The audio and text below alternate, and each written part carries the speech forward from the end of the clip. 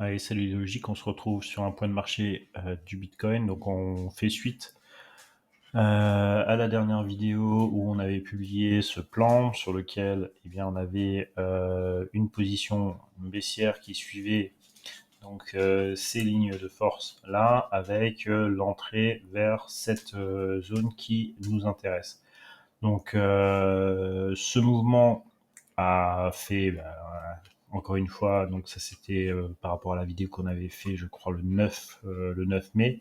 Donc on avait une accélération, on est revenu chercher cette ligne de force. Donc je rappelle, entre ces deux lignes de force, la projection qu'on peut faire, c'était ce niveau des 27 379 qu'on devait aller chercher.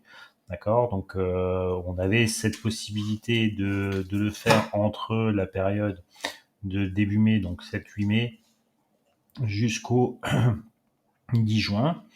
Donc on arrive sur la zone sur laquelle on estimait que le marché pouvait aller pour aller chercher ces zones de liquidité. Donc on a fait les plus bas, je crois que sur la clôture, on a dû faire un plus bas à 27 785. Donc les points bas ici ont bien été nettoyés. Maintenant, à quoi s'attendre sur le marché? Donc il y a eu cette accélération. Il faut éviter que l'accélération continue et passe cette ligne, puisque si on devait aller chercher cette ligne de force, ça nous projeterait plutôt vers un Bitcoin aux alentours de 12 107 sur une période allant vers le 10 juin. D'accord. Donc il faut le prendre en considération, évaluer cette accélération. C'est ça qui va être intéressant, c'est-à-dire qu'on arrive sur une zone où on a une cible à 27 379 qui doit faire ralentir le marché. D'accord. C'est ça qu'on veut observer, c'est vraiment ce ralentissement du marché ici, avec un range, même si ça casse un petit peu, c'est pas trop gênant, mais une latéralisation qui viendrait se mettre en place ici.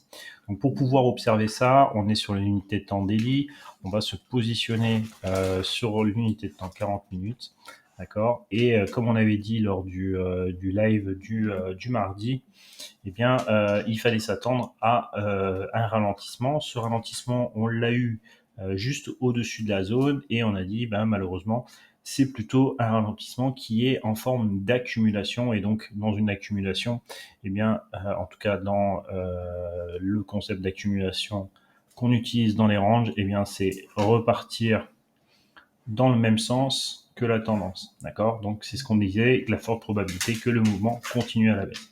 Donc maintenant que ce mouvement est arrivé dans la zone de support potentiel, c'est ça qu'il va falloir que l'on observe, encore une fois, que le mouvement vienne ralentir, commence à venir, comme ici, écraser son nuage, que les lignes de l'Ishimoku ici commencent à s'inverser pour commencer potentiellement à avoir le ralentissement nécessaire à un rebond technique. Pour le moment, c'est encore trop prématuré pour pouvoir le voir, et c'est ça que vous devez observer maintenant, cette latéralisation sur ce mouvement ici. Si jamais vous n'observez pas de ralentissement, effectivement, ça pourra confirmer la cassure de la zone des 27 000.